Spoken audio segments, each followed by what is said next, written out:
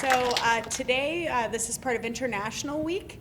It's a week-long celebration that started at Southwest High School, but now all our feeder schools are doing it. International Week actually came from a partnership between PSJ Southwest and UTRGV, and I think that this partnership seems to be blossoming and growing, so it's everyone now. And together, win.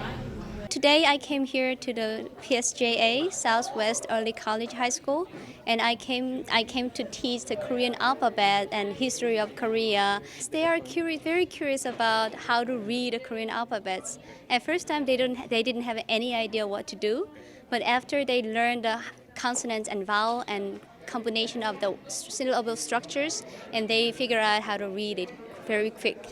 And what we do is we just cut the exercise. We want to encourage a lot of the children to ask their families for their history, because it's typically in our own homes, and a lot of the history books refer to the history kind of in general, but nothing in specific, so we can, for instance, put you in that history lesson, whereas our families will introduce each one of us to the personal history of where they live, how they live.